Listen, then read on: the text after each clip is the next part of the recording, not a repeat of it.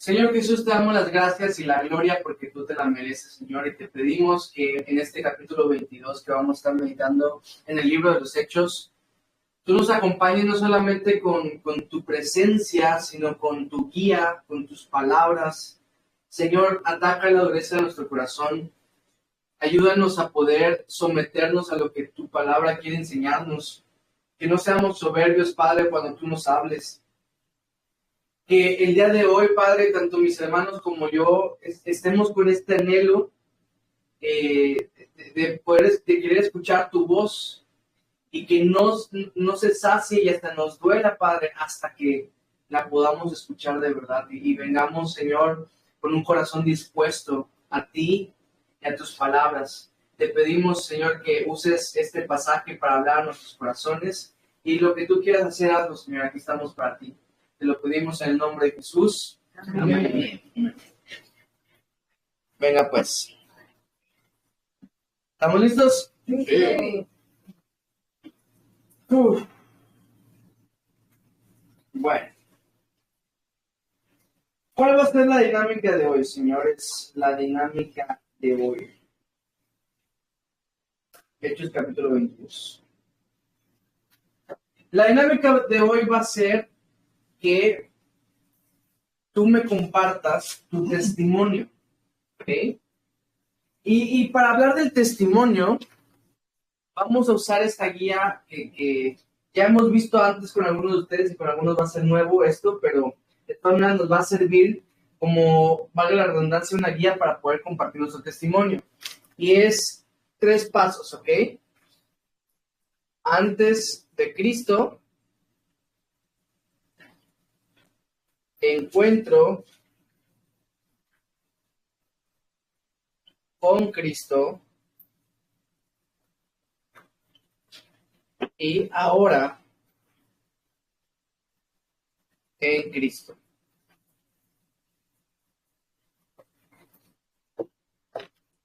Pásala.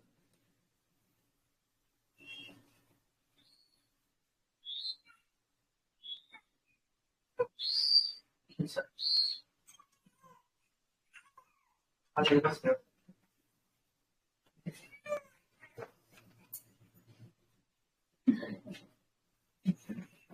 Venga. Es antes de Cristo, encuentro con Cristo y ahora en Cristo. ¿Ok? Bueno.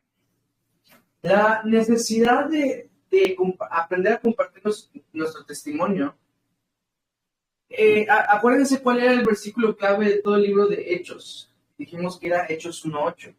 Hechos 1:8 dice, pero recibiréis poder cuando haya venido sobre vosotros el Espíritu Santo y me seréis testigos, ¿verdad? Eso quiere decir que vamos nosotros a ser testigos de Cristo, de lo que hemos visto y oído de Cristo. Tenemos la responsabilidad de compartirlo con otros. Y dice luego el pasaje, en Jerusalén, en toda Judea, en Samaria y hasta lo último de la tierra. Nuestra responsabilidad de ser testigos nos hace que necesitemos aprender también a cómo compartir nuestro testimonio, lo que el Señor ha hecho con nosotros. Antes de Cristo se entiende, ¿verdad? Antes de conocer a Cristo, cómo era nuestra vida, nuestro encuentro con Cristo, cómo fue que encontramos a Cristo, cómo fue que fuimos encontrados por Él, y ahora cómo es nuestra vida, que esa es una parte que muchas veces se nos olvida. Y conforme vayamos avanzando en el capítulo de hoy, vamos a ir también aprendiendo algunos principios que nos van a ayudar a la hora de compartir nuestro testimonio. Por ejemplo, la parte más importante de nuestro testimonio es la congruencia. ¿Qué significa congruencia? Que lo que yo digo y lo que yo vivo sea igual, ¿verdad? Esa es la parte más importante del testimonio, ¿verdad? Porque si de repente vengo a hablarte de Cristo y en realidad tú sabes y conoces que yo soy, no sé, adúltero, grosero, a lo mejor esas partes de mí van a ser un obstáculo para que tú puedas creer en Jesús. Otra cosa que podemos aprender, por ejemplo, otro principio bíblico, es que el testimonio es una herramienta más para predicar el evangelio. Digámoslo así, es un método evangelístico. pero su testimonio puede ser también una herramienta poderosa para atraer a otros a Jesucristo. Uno más. Tu testimonio es para hablar de Cristo. Aunque la película de tu vida lleva tu nombre, tú no eres el protagonista. ¿Me entiendes? El protagonista debería ser Cristo Jesús. Es para darle la gloria a Él. Por lo que cuando tú vas a dar tu testimonio, vas a hablar de ti, siempre tiene que ser enfocado en atraer a otros a Jesucristo. Y eso es lo que vamos a estar hablando el día de hoy. Si se acuerdan dónde nos quedamos la clase pasada, ¿se acuerdan más o menos? En la clase pasada, a Pablo se le hizo muchas advertencias de que no vaya a Jerusalén, y él va a Jerusalén, y cuando llega a Jerusalén, crean esta estrategia para impedir que Pablo sea arrestado, y aún así es arrestado, y hay un gran alboroto, y hay miles de personas, y el tribuno al escuchar esto piensa que es un revuelto, una revolución o algo que está pasando, y va con todos sus centuriones y soldados a irrumpir en el momento, salvan la vida de Pablo. Pablo le dice en un excelente griego: ¿me permites decir algo a mis compatriotas? El tribuno le dice que sí, y aquí es donde nos quedamos, ¿no? Ya justo cuando Pablo va a hablar, ahí nos dejó el capítulo anterior, como si fuera serie de Netflix, ¿verdad? Que se queda justo en el lugar y dices tú, ¿qué va a pasar en el siguiente capítulo? Exactamente así donde nos dejó. La ventaja que tú y yo tenemos es que tú puedes leer lo que va a seguir, lo que va a seguir y lo que va a seguir, ¿ok? No es como que te tengas que esperar hasta la próxima semana para ver qué va a pasar. Tienes la Biblia en tus manos. Espero que si tienes la duda, pues lo leas. Sin embargo, vamos a comenzar porque ahorita dijimos la clase pasada. Esta es la única oportunidad que va a tener Pablo de hablar con los judíos, y con una reunión tan grande de judíos que tiene enfrente. ¿Qué creen que va a decir? Si esa es su única oportunidad, y con lo que ya conocemos de Pablo, obviamente sabemos o tenemos como que la noción y la idea de lo que va a decir ahorita. Entonces vamos a comenzar. ¿Okay? Estamos de este lado. Hechos capítulo 22, 1 y 2. Varones, hermanos y padres, oíd ahora mi defensa ante vosotros. Y al oír que le hablaban en lengua hebrea, guardaron más silencio, y él les dijo. Okay. Y todavía estamos como que en la espera, pero ya vamos a empezar, ¿ok? Con el testimonio. Sin embargo, empieza Pablo a decirle: varones, hermanos y padres, oíd.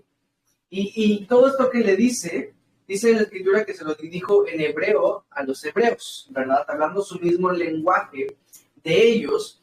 Probablemente aquí estaban hablando arameo, pues, que era la lengua común del momento. Pero la cuestión es que él empieza a hablar en el lenguaje de su audiencia, y aquí se va un principio para nosotros, ¿ok? Habla el mismo lenguaje. El testimonio debe servir para relacionarte con las personas a las que le estás contando tu testimonio, ¿verdad? No es para presumir babosadas, porquerías, y ya vamos a hablar de ello, pero es para que el hermano que tengas enfrente o la persona que tengas enfrente que no conoce a Jesús se pueda identificar contigo, y a través de esa identificación tú lo puedas llevar, porque si a mí me funcionó, y si a mí Cristo me pudo salvar, y si a mí Cristo me transformó, también lo puedo hacer contigo. Por eso sirve tu testimonio, ¿ok? De repente yo podría hablar de, no sé, la pérdida de mi padre biológico, y personas que han perdido a algún familiar, algún ser querido, se pueden identificar conmigo. Tal vez yo pudiera hablar, no sé, si de las estupideces de la juventud que hacemos, y si alguien fue hizo las mismas babosadas que yo hice, a lo mejor se pueden identificar. A lo mejor también podría yo hablar de mi testimonio, de cómo ser un falso religioso, de cómo ser hipócrita en la iglesia. Y gente que está pasando por algo similar también se puede identificar. La cuestión es que si tú nada más estás diciendo tu testimonio para presumir, ¿qué? No sirve, ¿no? El testimonio se da con el propósito de identificarse con tu audiencia. Por lo cual yo te digo, conocer tu audiencia. Es algo que mirábamos cuando mirábamos con mis hermanos sobre homilética. Le decía: es necesario que tú sepas a qué tipo de audiencia le vas a dar la lección. ¿Por qué? Porque no es lo mismo. A lo mejor cuando vayamos a compartir, a evangelizar, y de repente veo que son señores más grandes, a lo mejor les voy a hablar desde un tono más respetuoso, más serio, menos bromas, pero si estoy con un grupo de jóvenes tal vez, lo que voy a hacer es tratar de ser un poquito más suelto, un poquito más chistoso, no lo sé, hablar más su lenguaje, y si estoy con los niños, a lo mejor voy a tratar de hacer juegos, voy a tratar, ¿me entienden? Porque tengo que hacer y bajar al nivel de cada audiencia, de cada persona. Y eso es lo que está haciendo Pablo aquí. Pablo les habla en su mismo idioma y ahorita se va a tratar de identificar con ellos también. Vamos a seguir. Madre, versículos 3 al 5, por favor. Yo de cierto soy judío, nacido en Tarso de Cilicia, pero criado en esta ciudad y instruido a los pies de Gamaliel. Estrictamente conforme a la ley de nuestros padres, celoso de Dios, como hoy lo soy todos vosotros. Perseguía yo este camino hasta la muerte, vendiendo y entregando en cárceles a hombres y mujeres, como el sumo sacerdote también me es testigo, y todos los ancianos de quienes también recibí cartas para los hermanos, y fui a Damasco para traer presos a Jerusalén, también a los que estuviesen allí para que fuesen castigados. ¿Más? No, hasta el 5. Sí, hasta el 5 está bien. Miren la locura de esto que ya habíamos visto antes. Y no sé cuántos de ustedes se acuerdan de que habíamos hablado de que tu testimonio se tiene que compartir así. ¿Cómo empieza Pablo? Antes de Cristo. Su vida empieza a hablar de antes de conocer a Cristo y empieza a decir todas esas cosas con las que se puede identificar con la audiencia. Yo no sé, pero ¿cuántas de estas cosas a lo mejor atormentaban a Pablo? Sin embargo, él no está hablando desde el tormento, desde el pasado, sino con el propósito de poderse relacionar con ellos. Una vez me acuerdo que estábamos compartiendo, quién sabe en dónde, no me acuerdo, pero me acuerdo que estábamos compartiendo y salíamos casa por casa y en mi caso no me había ido tan bien y estaban estos chavos lavando un carro, ¿no? Y yo dije, pues voy a compartirla a ellos, ¿verdad? Porque no me había ido tan bien con las demás casas. Y me dijeron, no, sí te vamos a escuchar ahorita que terminemos. Entonces, como ya sabrás a dónde va esta historia, me puse a lavar el carro con ellos. Le dije, ok, si esto es lo que te detiene de escucharme, va. Nos pusimos a lavar su carro y toda la cuestión. Y al estar en ese nivel, pude yo platicar mejor y después compramos una coca y nos pusimos a simplemente platicar y bromear. Pero cuando tú te pones en ese mismo nivel, es más fácil que la gente baje la guardia. Por eso a mí me gusta mucho invitar a comer o comer en sí, porque cuando tú estás a la mesa con alguien, es más común que ellos bromeen y como que cuando tú llegas y le dices, te puedo compartir de la palabra de Dios a alguien, de repente ya ponen automáticamente las barreras de decir, no, yo no soy esto, yo soy aquello, yo esto, yo aquello. Pero cuando tú estás, no sé, en un partido de fútbol o van a jugar videojuegos o van a comer o lo que sea, a lo mejor son estrategias inteligentes con las cuales puedas bajar la guardia de las personas. El punto con todo esto es que Pablo empieza a decir esas cosas y se va a identificar con la audiencia. Les dice, yo de cierto soy judío, como hoy lo sois todos vosotros, les dice, no, yo era celoso, así como ustedes están siendo conmigo, yo también lo era con los de este camino. Entonces Pablo está mencionando exclusivamente las cosas que podría ganar puntos con ellos, sin necesidad de ser de engañarlos, pues, porque no le está diciendo nada malo o mentiroso, no le está diciendo nada con otro propósito, sino de poderles predicar a Jesucristo. Y les empieza a decir cosas impresionantes. Yo soy judío, soy de Tarso, pero me crié toda mi vida aquí en Jerusalén, fui enseñado e instruido por el mejor de los maestros, probablemente era el maestro más prominente de aquella época, que era Gamaliel. Ya se acordarán del capítulo 4 y 5, creo. Yo pedí cartas para perseguir a los de este camino también, me las considero. El sumo sacerdote puede corroborar mi historia. de que yo pedí estas cartas, y empieza a decir todas estas cosas para que ellos digan, pues es como nosotros. O sea, de repente, porque acuérdense que ellos estaban confundidos, unos decían una cosa, otros decían otra cosa, ni sabían bien por qué lo querían matar, pero lo querían matar. Entonces, al él decir estas cosas, le está dando como la oportunidad de decir, pues no es tan malo, ¿no? Va. Continuemos. Versículos 6 al 11.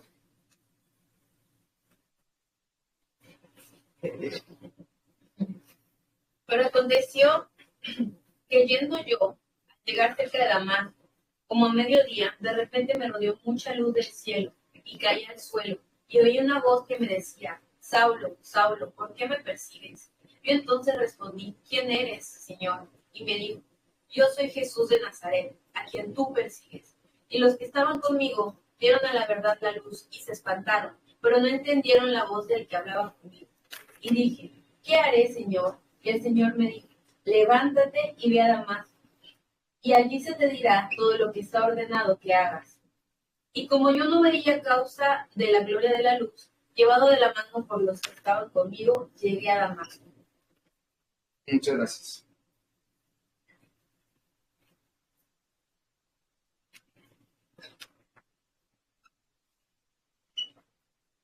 Miren cómo el testimonio de Pablo se va a dividir, digamos, precisamente como lo estamos diciendo acá, antes de Cristo, encuentro con Cristo, y ahora en Cristo. Pregunta, ¿cuál es la sección más grande? Encuentro con Cristo. ¿Saben por qué es la más grande? Porque esa es la más importante. Porque, como te dije, lo importante es hablar de Cristo y no de ti. Pablo estaba diciendo, yo era así y así y asado hasta que conocí a Cristo. Hasta que conocí a Cristo, la cosa fue diferente. ¿Se acuerdan de ese Jesús que murió? Adivinen qué, a mí se me apareció. Él está vivo. Así como se me apareció a mí y yo lo sigo y lo sirvo, y ahorita lo va a decir, Él está la oportunidad para ustedes. Por eso lo predico. Porque estábamos en mediodía. Por cierto, eso es algo que no sabíamos en Hechos 9. Pablo va a volver a mencionar su testimonio una vez más después de esto. Y como que viendo las tres historias podemos enriquecer y darnos una idea de qué pasó. Pero dice que estaba yendo hacia Damasco, ¿no? Y en ese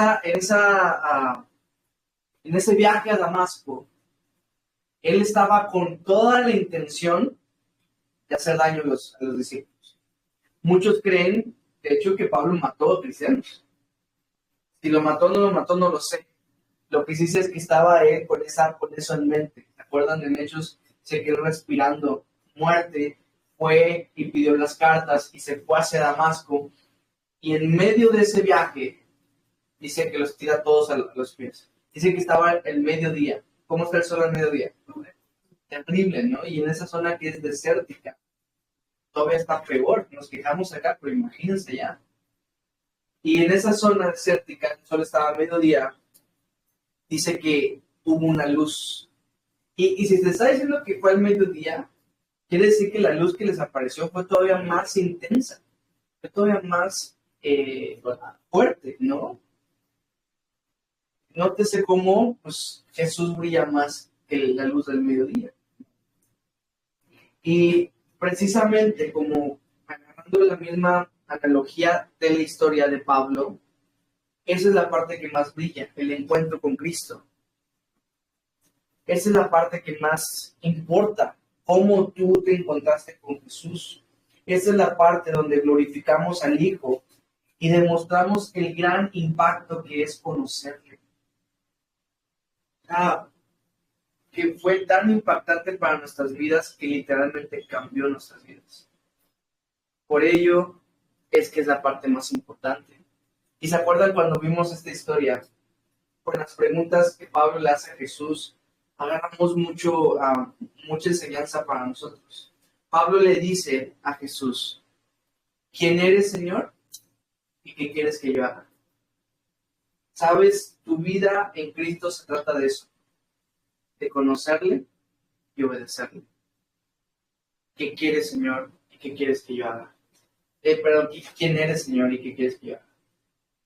Y vamos a aprender todavía más detalles que no vimos en Hechos capítulo 9. Oscar, por favor, versículos 12 al 16.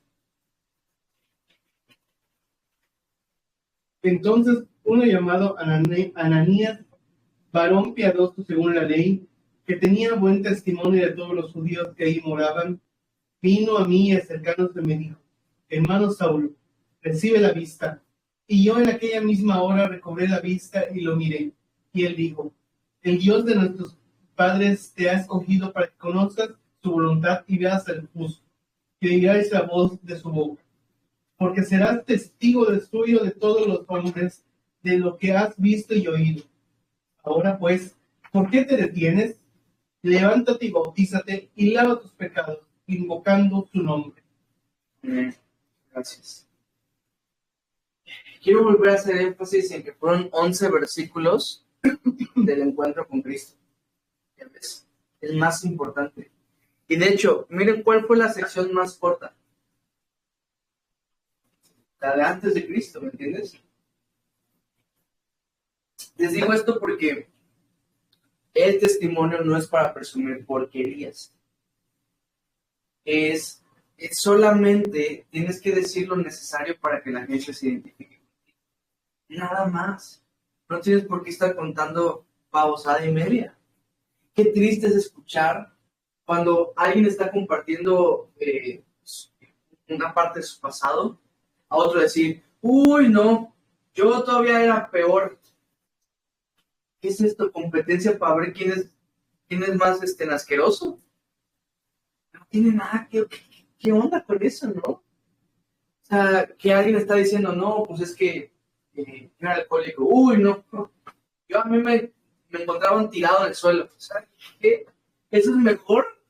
O sea, ¿quedaste mejor? ¿Con quién? Con nadie. ¿Me entienden? No presuman sus porquerías.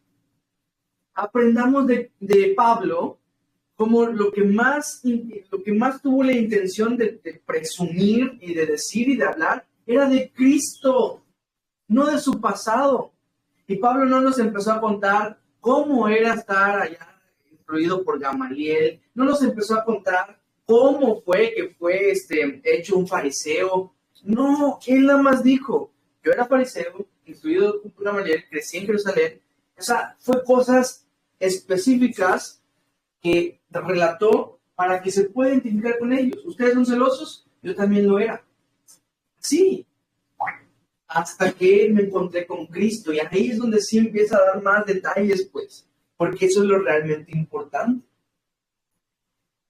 Y fíjense, como por la audiencia que tenía enfrente, cómo habla de Ananías. ¿Se dieron cuenta?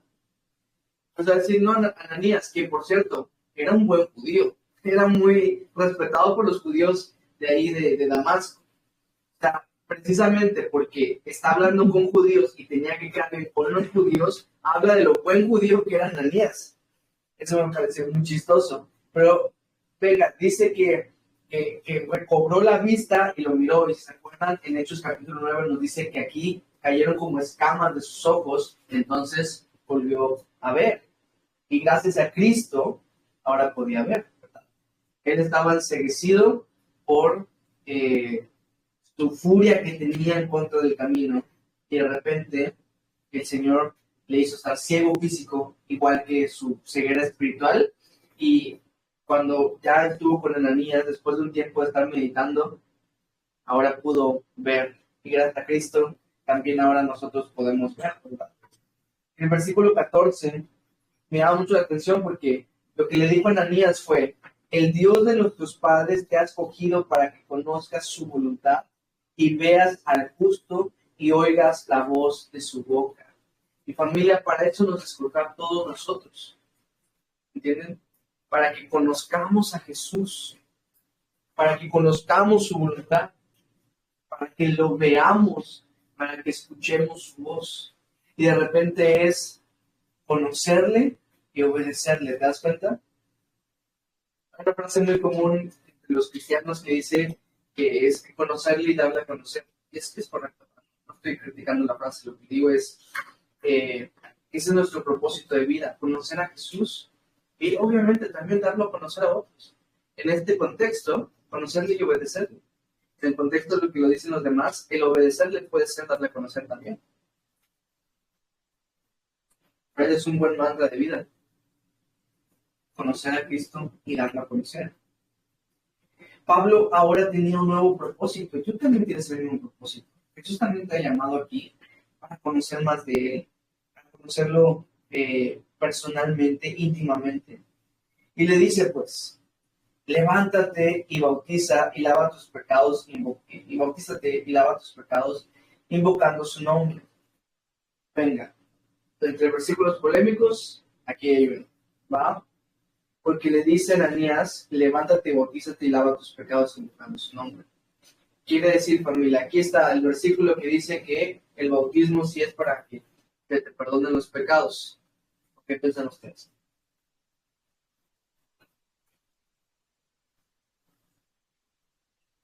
En realidad es para... Pero ¿qué dice acá? Explícame este versículo. Ya yo sé para qué es bautizo, yo sé cómo es la salvación, pero explícame por qué este versículo dice, levántate, bautízate y lava tus pecados invocando su nombre. Porque está reconociendo a sus señores, invocando su nombre. Pero también dice bautízate. Obediencia. La obediencia es una obra. Me estás diciendo que hay obras para salvación. El orden de uno es lo que yo digo. Tiene mucho que ver con eso. Sí. Por el primero dice, levántate y bautízate, luego le dice, lava tus pecados invocando su nombre. Si lo separamos, el primero se bautizó para estar con Dios, y luego invocando su nombre, Señor, reconozco mis pecados, perdona a este hijo que ha estado tan lejos de ti. Suponiendo que dijo, Claro. entonces los separamos en este versículo, podría tomarlo así. Venga. Un aplauso a lo que el Espíritu Santo le ha revelado. Porque si ustedes lo miran en el original griego, precisamente así como lo explicó Oscar súper bien, están separadas ambas ideas. De hecho, si lo lees en español, también están separados. Dice, levántate y bautízate, y lava tus pecados invocando su nombre. ¿Ya ven? Son dos ideas, dos separadas. Sin embargo, podremos llegar también a la misma conclusión aplicando uno de los principios de interpretación, que es la Biblia interpreta la Biblia. Por ejemplo, acá vemos este versículo y podríamos ver, te voy a decir solo un pasaje. Romanos 10, vamos por allá. Romanos 10, 9 y 10.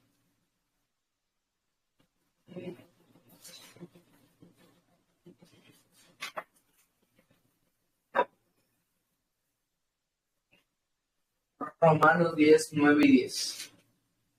¿Cuántos quieren estudiar Romanos?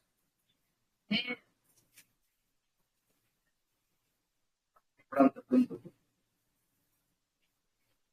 Romanos. Siento que llevamos toda la vida estudiando textos narrativos históricos. Estudiamos Marcos y en la iglesia Lucas y ahorita Hechos. Llevamos por siempre con históricos narrativos, pues ya no nos falta una epístola. Pero bueno, dice el versículo 9, ¿está todo ya? Sí. Que si confesares con tu boca que Jesús es el Señor y creyeres en tu corazón que Dios le levantó de los muertos, serás salvo. Porque con el corazón se cree para justicia, pero con la boca se confiesa para salvación. Esta epístola, Romanos, la escribió Pablo, el mismo que está relatando su testimonio, por lo tanto aquí hay coherencia entre una cosa con la otra. Si me salto al versículo 13, dice, porque todo aquel que invocare el nombre del Señor será salvo. Todo aquel que invocare el nombre del Señor será salvo. Justo lo mismo que dice acá. Y lava tus pecados invocando su nombre. ¿Ya ven? ¿De qué sirve la Biblia? Interpreta la Biblia. Así funciona. Pero bueno, estamos entendiendo esto del testimonio, ¿va? Antes de Cristo, encuentro con Cristo, y ahora vamos a ver la realidad de lo que vive Pablo, ahora que está en Cristo Jesús, del versículo 17 al 21, Padre, por favor. Y me aconteció vuelto a Jerusalén, que orando en el templo me sobrevino un éxtasis. Y le vi que me decía, date prisa, y sal prontamente de Jerusalén, porque no recibirán tu testimonio acerca de mí. Yo dije, Señor, ellos saben que yo encarcelaba y azotaba en todas las sinagogas a los que creían en ti. Y cuando se derramaba la sangre de Esteban, tu testigo, yo mismo también estaba presente y consentía en su muerte y guardaba las ropas de los que le mataban. Pero me dijo, ve, porque yo te enviaré lejos a los que... Ok. Ahora en Cristo. Aquí es donde Jesús le da su comisión en lo que tiene que hacer ahora en Cristo, ¿verdad? Por cierto, nada más como paréntesis, esto tampoco lo sabíamos. Esta historia es algo que nos está contando Pablo, que no habíamos leído en el libro de los Hechos. Como viajó a Jerusalén y en Jerusalén tuvo un éxtasis y vio a Jesús y le dio todo este propósito. Pero el ahora en Cristo básicamente responde al ¿qué pasó después? ¿No? ¿Será que ahora que estás en Cristo todo es color de rosa? ¿Será que ahora que estás en Cristo y descubriste esta maravilla, esta vida que Jesús te dio, ahora ya eres perfecto? Que muchos así, con la predicación que dan, pareciera que los llevas a un punto de pensar que ahora que estás en Cristo ya debes tener tal perfección. Y Pablo responde, o más bien el ahora en Cristo responde a esa pregunta. Y Pablo también dice qué es lo que Jesús está e hizo con él en su momento. A través de esta historia, el judío que estaba en la multitud, que fuera honesto, iba a comprender. Porque obviamente ahí tienes a un montón de judíos molestos, pero el que fuera honesto de verdad y escuchase que él está con los gentiles porque Dios se lo pidió así, no iba a tener problema y no iba a querer matar a Pablo. Porque había entendido que Dios lo había pedido. Eso es lo que está haciendo el apóstol. Pero dice que tuvo un éxtasis. Éxtasis, recordarlo un poquito, se define así: lanzamiento de la mente fuera del estado normal. Lanzamiento de la mente fuera del estado normal. Otra definición: aunque está despierto, su mente está alejado de todo. Como muchos en la clase. Lanzamiento de la mente fuera del estado normal. Yo, como me imagino un éxtasis, referencias, Marvel, ¿han visto a Doctor Strange? ¿No? Que hace un no sé qué y se va como que su estado y se va, ¿no? Esa. Es un lanzamiento de la mente fuera del estado normal. ¿Cómo es específicamente? ¿Quién sabe? Pedro, en Hechos capítulo 10, también tuvo un éxtasis. ¿Se acuerdan que estaba en la azotea de Simón el Curtidor? Y dice que tuvo un éxtasis mientras esperaba la comida, curiosamente. Y Dios le mostró un lienzo con todos los animales de este mundo y le dijo, mata y come. Y Pedro le dijo, no, Señor, ¿no? Esa curiosa frase, ¿no? Señor, no, yo siempre he guardado tus mandamientos y nunca he comido esas cosas. Y el Señor le dice, lo que yo he hecho puro no lo llames impuro, ¿no? ¿Se acuerdan cuál fue la razón de ese éxtasis que tuvo Pedro? Fue para indicarle que el evangelio ahora también estaba disponible para los gentiles, para todo el mundo. Y a través de esto vino Cornelio, ¿no? Bueno, los que mandó Cornelio, y Simón como que entiende, y bueno, de hecho, hasta que llega a la casa de Cornelio como que entendió, y entonces empieza a predicar. Pero curiosamente a Pablo, el éxtasis de Pablo, sucedió para lo mismo, para que ahora Pablo también entendiese que no solamente los judíos iban a creer, sino también los gentiles. Entonces, en ese sentido, no necesitamos éxtasis, porque tú y yo ya lo entendemos, y si no has entendido que Dios es un Dios de gentiles y no para judíos, no sé qué haces aquí porque tú y yo somos gentiles, ¿me entiendes? Pero precisamente como ya tenemos la revelación de Dios completa aquí en su palabra, pues no necesitamos, ok, Dios puede hablar como Él quiera, sí, o sea, si quiere ponernos ahorita en trance a todos nosotros en este momento, pues lo va a hacer. Pero Por eso siempre les digo que la forma más segura de escuchar la voz de Dios es a través de su palabra. No de tus sueños, porque siempre va a haber la duda. ¿Lo soñé porque el Señor me lo dio o porque me cené esos tacos?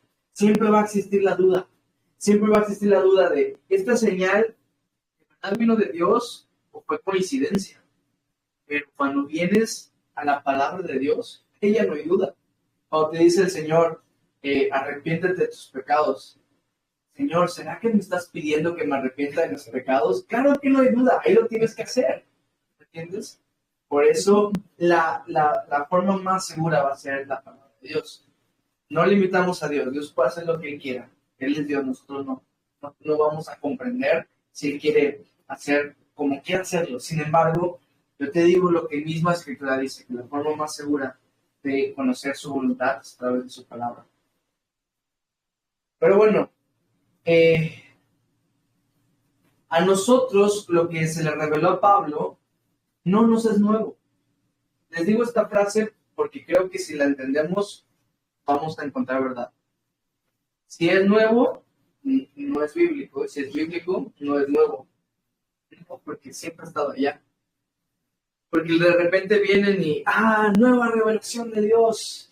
Me dijo que, ¿no? Una nueva revelación de Dios. Ahora, los dones del Espíritu no solamente son los que aparecen en la Biblia, sino que también está el don de la sacudida. Y lo pongo a ti, sacudirse. Y el don de no sé qué, ¿no? Y el don de las carnitas. Y el don de la cochinita. Y el don de la cochinita. Y hay estas nuevas revelaciones y nuevas revelaciones y nuevas revelaciones que de repente no estaban en la palabra de Dios. Por eso a lo que nosotros hacemos, que luego nos critican por eso mismo, fíjense. Les platico el chisme celestial. Que de repente nos critican que porque estamos haciendo cosas nuevas, pero no estamos haciendo nada nuevo. Al contrario, por eso le llamamos a lo que hacemos el recobro, porque estamos recobrando las cosas que ya estaban desde el principio. No hay nada nuevo. Pero bueno, cerramos paréntesis y continuemos. Volviendo al testimonio. Si la predicación del Evangelio no te lleva a la acción, de nada sirve. Así que debemos llevar a las personas a estas siguientes 3 decisiones. Y te lo voy a poner todo con C para que a lo mejor así pueda ser un poquito más fácil de recordar, ¿ok? Primero, creer, aunque a mí me gusta más la palabra confiar. Vamos a dejarlo en creer. Segundo lugar, conocerle. Y tercer lugar, congregarse.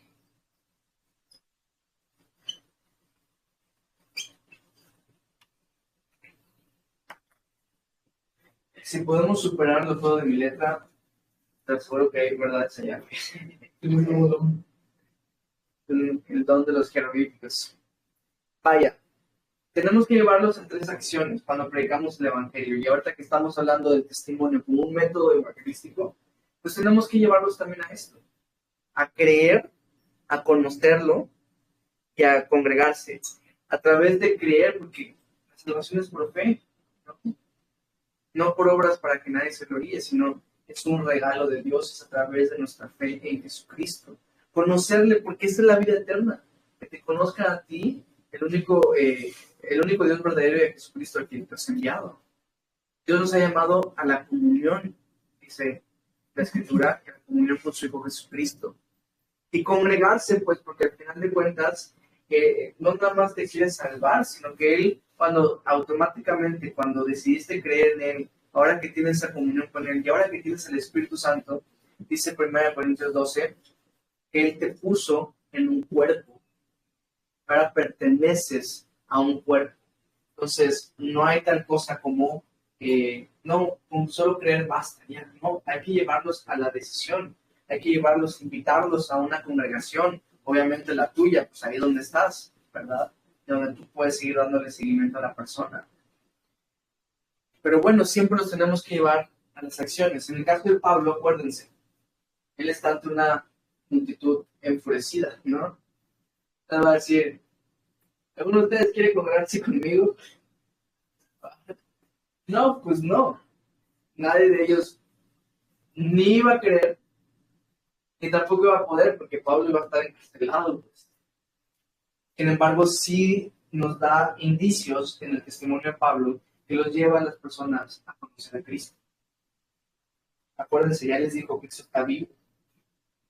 Pero Pablo en toda ciudad, porque ya vimos 3 de sus viajes misioneros, ¿no? En toda ciudad, él llevó a las personas a estas mismas cosas, ¿ok? Pero antes de terminar su sermón, pasa lo que sigue en el versículo 22 al 24. Pancho, por favor. Y le oyeron hasta esta palabra. Entonces alzaron la voz diciendo: quita de la tierra a tal hombre, porque no conviene que viva. Y como ellos gritaban y arrojaban sus ropas y lanzaban polvo al aire, mandó al tribuno que le metiese en la fortaleza y ordenó que fuese examinado con azotes, para saber por qué causa clamaban así contra él. Vaya. ¿Qué palabra no quisieron escuchar? Papá tampoco la quiere escuchar, por eso se va. Dice que hasta esa palabra le escucharon. ¿Cuál fue la última palabra que mencionó Pablo? Pero específicamente, ¿qué palabra fue? Gentiles. ¿No? Y cuando escucharon la palabra gentiles, se alborotaron otra vez y ya no quisieron escuchar. Acuérdense cuál fue la acusación que le hicieron a Pablo, ¿se acuerdan? Él se está metiendo gentiles en el templo. Entonces, cuando Pablo menciona a los gentiles, se alborotan y dicen, sí es cierto que estamos aquí porque él hizo esto, ¿no? Y se van contra de él. El énfasis de ellos, de los judíos, estaba en ellos mismos. El énfasis del evangelio está en Jesucristo. Tú puedes venir del trasfondo que sea, pero únicamente puedes venir a través de Cristo Jesús. Él es el único camino. En cambio, los judíos pensaban que para ser salvo, para que tuvieses la oportunidad de ser salvo, tenías que primero ser judío. O sea, para ellos tenías que pasar por todo este proceso. Y no estamos tan alejados el día de hoy, ¿verdad? De personas que dicen, no, es que tú tienes que ser así, tienes que ser asado, y venden todo este evangelio pirata. Y de repente cuando ves que el hermano cae, ya no hay paciencia, ya no hay gracia, ya no hay misericordia. Estaba viendo otro chisme celestial, un famoso predicador y autor de libros cayó en pecado. Y pues se levantó decir entre iglesias que decían que el hermano pues cayó, ¿no? Tropezó y hay que restaurarlo y todo así. E iglesias que dicen, no, es que él nunca fue salvo. Y este cuate ha escrito un montón de libros y ha hecho, y estoy seguro que ha dado fruto increíble en su vida, pero ya hay quienes ya lo están tachando de que nunca fue salvo. Y me imagino a esos religiosos que lo tachen de esta manera, quemando sus libros o tirándolos a la basura. No tiene nada que ver, pues, no. El hermano cayó y pues al parecer lo confesó, pues se hizo todo este gran revuelo, pero el punto es, te ves como no estamos tan alejados de los judíos de aquella época. Están más preocupados por tienes que hacer, que hasta le quitaron la salvación a un hombre porque no hizo. La salvación no es por obras. Excepto cuando te vas de la clase, ahí sí ya no eres. Y al final no escucho la frase.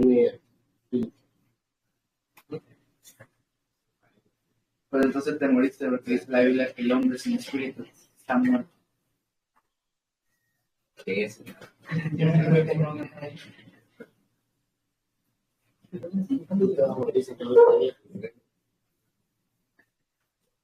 Bueno, pues.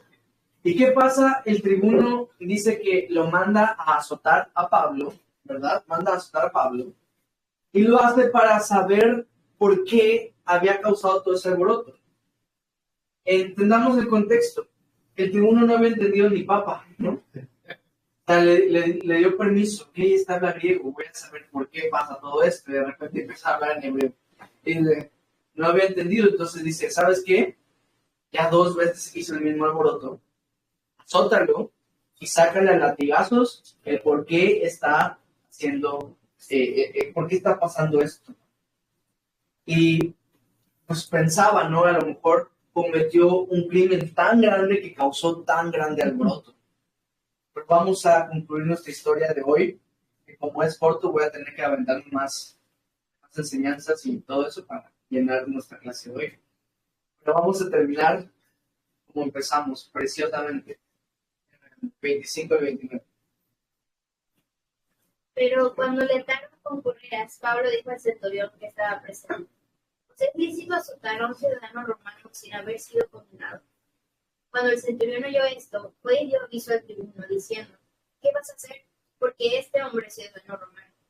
Vino el tribuno y le dijo: dime, ¿eres tú ciudadano romano? Él dijo: sí. Respondió el tribuno: yo con una gran suma adquirí esta ciudadanía. Entonces Pablo dijo: pero yo lo soy de nacimiento.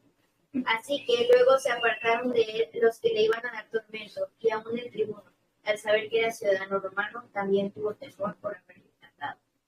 Venga, y ahora Pablo el romano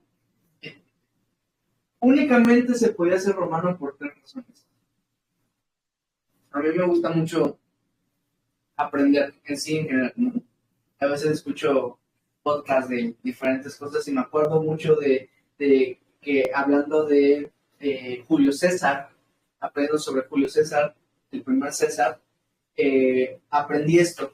Y ahorita que estamos estudiando Hechos, pues traigo esa información aquí a la escuela, ¿verdad? Pero únicamente se podía ser ciudadano romano por 3 vías. Número 1, por nacimiento, ¿no? O sea, si tú eres hijo de padres romanos o incluso nieto de abuelos romanos, ¿ok? Que tú naciste en un círculo de romanos, automáticamente eres romano y sacabas tu cartita de que mi hijo es romano, ¿ok? Número 2, por honor, ¿ok? A través de haber hecho un bien a Roma, tanto heroico como algún tipo de bien, el César puede otorgarte la ciudadanía romana. Acuérdense que la ciudadanía romana pues era básicamente estar protegido de todo, Americano. como la ciudadanía americana, pues que muchos la añoran. Y la ciudadanía romana pues te da toda la protección de Roma. Acuérdense que el imperio, la potencia mundial era Roma, por lo que hacerte ciudadano romano hacía que el imperio pues te protegía también. Número 3, servicio militar, que los militares obtenían ciudadanía inmediata, los que iban a guerras y cosas así. Ahora, era ilegal matar a un ciudadano romano sin haberle hecho un juicio. Obviamente iba a ser ilegal aprenderle, azotarle, matarle. Entonces, aquí el tribuno, Claudio Lisias, pues le dio miedo, pues, ¿no? Porque dijo, estoy tratando mal a un ciudadano romano, pues si se ve judío y me acaba de echar una historia de su judaísmo, yo que iba a saber que era romano. Claudio Lisias, el tribuno, había adquirido su ciudadanía por dinero. Ahora, aquí hay 2 posibles explicaciones. O bien, había sobornado, ¿no? Para que le pudieran dar la ciudadanía romana, o bien hubo un periodo de tiempo que era legal comprarlo. No lo sabemos, pero lo que sí sabemos es que dio un montón de dinero, ¿no? Pero de repente, Pablo se vuelve un personaje pues, más interesante y misterioso para el tribuno, ¿no? Un judío que causa tal alboroto entre los judíos. Y ahora resulta que este judío es romano, ¿no? ¿Quién es Pablo? Te habrán preguntado. Y aquí les doy un dato más interesante todavía. En el próximo capítulo que vamos a ver la semana siguiente, si Dios lo permite, dice Pablo que él es hijo de fariseos, por lo que sus papás eran fariseos. Quiere decir, o sea, ¿cómo es que un fariseo tuvo una ciudadanía romana? ¿No? ¿Quién sabe? ¿No? Porque a lo mejor su papá luchó en la guerra, pero no, porque era fariseo. Entonces, ¿cómo rayos obtuvo su ciudadanía? ¿Quién sabe? Pero ya le preguntaremos, oye, Pablo, entre todas las cosas que le vamos a preguntar, decimos, oye, ¿cómo tuviste tu ciudadanía? Sí, puede ser, ¿no? Pero bueno, último versículo para terminar, versículo 30.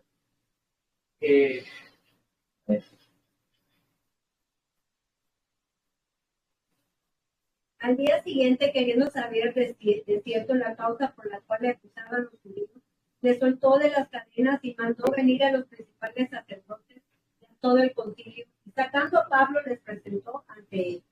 Venga. Y entonces, como dijimos, el tribuno, pues tenía curiosidad, ¿qué había pasado? ¿Quién es este? Entonces, ¿cuál fue su estrategia? Manda a llamar a todo el concilio, al Sanedrín, y entonces le va a dejar ahí consigo presente para ver qué es lo que está pasando. Y lo que va a pasar es... Yo creo que aquí Hechos es uno de esos libros que está muy mal dividido. Nos dejan siempre con como que, ¿qué onda, no? Diciendo. Ahí se queda. Pero acuérdense que las divisiones de los capítulos y versículos no fue inspirado por Dios, lo que fue inspirado es el contenido. Alguien en su amor también, en un deseo pues de poner orden a los libros y a lo mejor, porque acuérdense que esto eran papiros, pero le puso la división. Pero bueno, entonces esta historia continuará.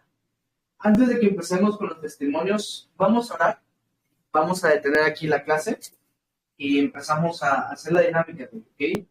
Les dije que teníamos que aprender a cómo compartir nuestro testimonio. Entonces vamos a ponernos en oración, detengo la clase y le empezamos con la dinámica. Señor, te doy las gracias, Padre, porque aunque este capítulo pues tal vez era un poco a lo mejor pensábamos, ¿qué podríamos extraer de este capítulo? Tú nos has sorprendido, Señor. Tú nos has hablado, estoy seguro. Permítenos, Padre, que ahora nuestra vida entera, nuestras palabras, nuestras acciones, reflejen en quién creemos, en quién hemos depositado nuestra confianza. Permítenos, Padre, la experiencia de ser transformados por ti, de ya no vivir en el viejo hombre, sino ahora vivir en el nuevo que fue creado en Cristo Jesús. Gracias, Padre, porque ahora nuestra vida ya no es nuestra, sino que es tuya. Y te agradezco porque hemos hecho un desastre con nuestras propias vidas, pero tú, Señor, tú eres el que cuando toma los mandos, el mando, el control, tú nos llevas de gloria en gloria, Señor. Queremos que nuestra vida no se trate de nosotros, sino se trate de ti.